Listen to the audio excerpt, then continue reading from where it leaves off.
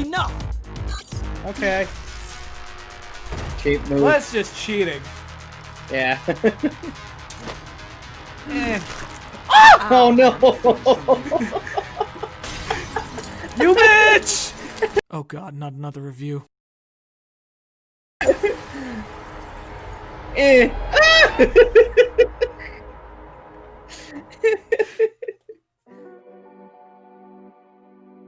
Ghostrunner is an excruciatingly difficult game that at times will make you question why you're even playing it, but at the same time, I loved this game. It was so much fun. It had been so long since I've played a game that actually managed to make me lose my composure while playing, even if it was only for a few seconds. This game has such a punishing level of difficulty that once you get through it, you end up falling in love with the game. To start off, the story. You play as Jack, who, to my understanding, is the last of the Ghostrunners. The Ghostrunners were essentially a policing unit that sort of provided protection over the people in Dharma Tower. And this game is set in this cyberpunk post-apocalyptic world. But even in the very beginning, you start the game, or not necessarily you start the game, you watch a cinematic of the Ghostrunner going up against the Keymaster, Mara, and losing. And the game starts off with Jack waking up with no memories, having one robotic arm and one of his original arms, and he is acquainted with a voice known as the Architect that is guiding him on what to do throughout his journey. The story was pretty good. Admittedly, I was confused between the beginning to the middle of the game just because the representation of the story was not engaging enough for me to follow it to its entirety. Also, the gameplay completely overshadows the story, but I'll get to that later. But the story, it was decent. There were certain plot twists that you could see coming a mile away. Certain characters, yes, they were interesting, but they were not fleshed out enough. The Architect was the main person you spoke to in the game. It seems pretty clear that the story was sort of secondary when it comes to this game. Which, to be honest, wasn't that big of a deal for me, because the gameplay, oh my goodness, the gameplay for this game is so much fun, at least on PC. From what I've heard, there have been issues with the Xbox and PlayStation, but my first playthrough of Ghostrunner on the PC was amazing. This game has this sort of fusion between Dishonored-like gameplay meets some form of pattern recognition from Superhot with a tiny mix of speed from Forza games, or Forza Horizon games. This game is so fast-paced that you will have moments where you don't even fully comprehend what you just did, but you just took out an entire room by yourself. In this game, it's pretty standard. The Ghostrunner, he's equipped with one sword, and he has to go up against all of the Keymaster's thugs. It's pretty standard. You go from area to area, and you have to figure out all of these different puzzles or patterns of enemy movement to get to the next area. Pretty straightforward. But the thing that makes it so interesting is how fast-paced this game is. You are constantly moving. When you are fighting enemies, if you stand still for 1 second, you will be gunned down. The way that this game is designed, you will die in one hit. You don't have a health bar. You don't have shields. If you stop moving, if one bullet touches you, if you touch one laser, you're immediately dead and you have to start back over. And it is quite frustrating, especially in the later levels. The beginning few levels, they do a relatively good job sort of preparing you for what's to come.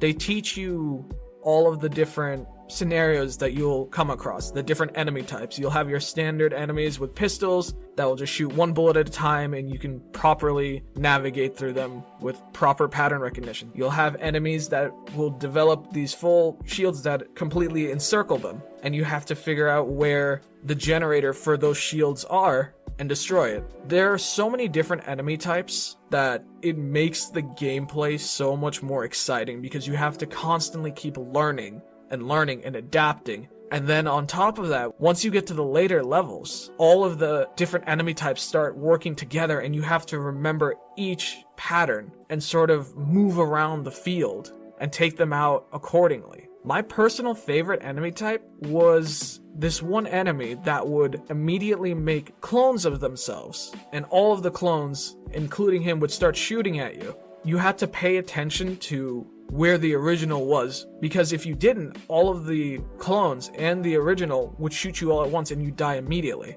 But if you paid attention to which one was the original enemy, you could immediately rush him, attack him, and all of the clones would die alongside him. I loved that enemy type, and I thought it made it so much more interesting going through the game. Also, when it comes to the combat in this game, Jack only really has a sword, but eventually, once he travels through these, let's call them digital realms, he gains access to some of his old Ghostrunner powers. He has these certain special abilities, such as the ability to dash and quickly swing his sword, where he can execute 3 enemies at a time. He has even this one particular ability, which I didn't personally use until the later levels, or more specifically the last 2-3 levels, where he can mind control certain enemies to fight alongside him for a few seconds. One thing that I thought was interesting, and I think this was only for my personal playthrough, I did not realize until maybe halfway through the game that there was an upgrade system, which to be honest, I was surprised when I found out that there was an upgrade system. And it's a pretty interesting one. You have this sort of Tetris looking grid system where you can put certain blocks into this grid to give you enhanced abilities. Me personally, I mainly focused on abilities that would help my ability to dash very quickly or give me an extra gauge for my dash abilities. Throughout the game, there will be all of these hidden collectibles that you'll accumulate over time, and obviously, that's on you if you want to go and collect them all. I didn't personally collect every bit of lore, but I did collect some of the swords, and some of these sword skins look stunning. You have certain skins that look more authentic to a standard katana, then you have cyberpunk looking swords, and there's actually quite a handful of skins that you can get for your sword. I will say, however, there was one interesting thing about this game. There is a very apparent difficulty spike in this game once you reach your first boss fight. And there are 3 major boss fights in this game, and technically a 4th, but that would be the last level, and it's not so much a boss fight, more along the lines of just a boss level. After the first boss fight, this game becomes insanely more difficult. The Gatekeeper boss fight was the one level where I spent most of my time and received most of my deaths. It was so difficult because I could not figure out the correct pattern initially for this boss fight. But when I did, it was so satisfying. Just destroying this giant tower of just nonsense. This was the one boss fight where I had reached the high double-digit number of deaths. And then the other 2 boss fights, there's this one boss fight where you fight against another sword wielder. To my understanding, she was supposed to be the counterpart to Jack. You fight as her. She was surprisingly quite simple. You just deflect her attacks, then you hit at her once, then she tries to run away and shoots projectiles at you. Rinse and repeat, and then you just win. Very simple. And then you also have to fight the Keymaster, who was also straightforward. Wait for her to finish attacking, then wait for her to hit a generator. She electrocutes herself, you cut one of her arms off, rinse, repeat. The difficulty for the game is relatively the same throughout, except for that one boss fight, and then maybe 1 or 2 levels. I just thought it was interesting how this one boss fight was significantly harder than anything else I had come up against throughout the game. Another thing to add when it comes to this gameplay was the scenery. The scenery for this game is so beautiful. One moment you're traversing the city streets and walls of Dharma Tower. The next second you're trying your best to dodge and weave incoming train signs. And then out of nowhere you're exploring this hidden facility of the Keymaster. The level design is so interesting. And the best way I can describe it, it's just visual eye candy. I will say, however, there were definitely certain levels that stuck out more than others. Specifically, whenever you would have to enter the digital world and perform these puzzles in these digital worlds, those had to have been some of the most boring levels for me. Not that I'm against puzzles, it's just in a game that is very high-paced, high-octane action, having those random moments of, oh, hey, look, now you have to do a puzzle to unlock your new ability. Now you have to figure out what you do here for the next 10 minutes. Other side notes that I would have about this game. The characters, honestly, the characters were not that interesting to me. Certain characters, you could tell almost immediately that they were not looking out for Jack's best interest. The story, I wish it was fleshed out a bit more, because it is actually a pretty interesting concept. All of humanity living in this one tower, Dharma Tower. This is a cyberpunk post-apocalyptic world. You have these different factions that are sort of trying to fight for survival. But while I was playing, I didn't really know too much about what was going on, because I was so focused on the gameplay that it completely overshadowed any of the storytelling. I wish they made the story a bit more engaging, possibly add a few more cutscenes here and there, which they did have a few when you meet the architect during some of the boss fights, but no dialogue cutscenes were readily present, which sort of made it slightly difficult to follow this game. Again, another side note would be there isn't a consistent level of difficulty in this game, or maybe it was designed so that the gatekeeper boss fight would test to see if you're actually willing to go through the game and finish it to completion. Overall, this was one of those games where the gameplay was so magnificent that even though the story wasn't anything grand, I still loved playing the game. But instead of just using a standard numerical system, 0 out of 10, 5 out of 10, etc., we're going to try to do something different. We're going to try using what we would call a quote system. Certain words that we would use to associate with this game, from there we will elaborate on those words. Right off the bat, this game is edgy and cool. To be honest, I don't really think there's much of an explanation needed for this one, but I will still elaborate nonetheless. From the way that Jack looks, from his mechanical left arm to the hoodie that he wears, his helmet, his sword, to the streets that he traverses, the walls that he's running along, even the enemies that you fight, everything just oozes this sort of style that normally I wouldn't be too big of a fan of. But the way that they design it is just so intoxicating in its stylish nature. This is what I would imagine a teenager's fantasy would be if they ever wanted to be in an anime. The next word I would use to define this game: challenging. You will die a lot.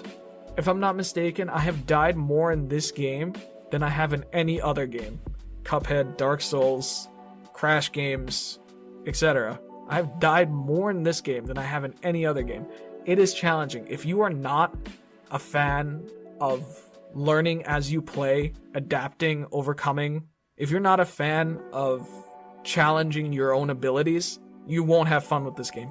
But if you are a fan of overcoming adversity, beating a level after dying numerous times and getting that level of satisfaction, this game will be perfect for you.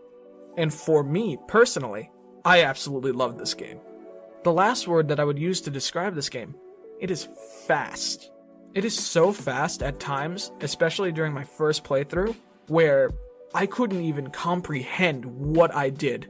Whether it was cleaning out an entire room of enemy combatants, or parkouring through a series of walls or tunnels or ramps, there were numerous times where I would sit there in bewilderment, trying to sort of regain my bearings as to what happened throughout this entire game. And it wasn't until I went back and played where I was able to fully comprehend what it was I was doing, how I was supposed to move. Whenever my friend watched me play, he would not be able to understand what was happening. So this game is fast. It moves fast. You have to kill fast. You have to parkour even faster. If you make one mistake, you immediately die and you have to start over. And it is so much fun. But with the rating system out of the way, or our quote system out of the way, like I've said before, I'm not here to tell you whether or not you should or shouldn't buy this game. That's entirely up to you. It's your personality, it's your money. Invest it the way you want to invest. I'm simply here to give you my perspective and share my experience with the game. If you are a fan of challenging games, if you are a fan of the cyberpunk post-apocalyptic setting, this game might just be the perfect game for you. And to be honest, I think you might have a lot of fun with this game. But with all of that being said, I hope you guys had a fantastic day.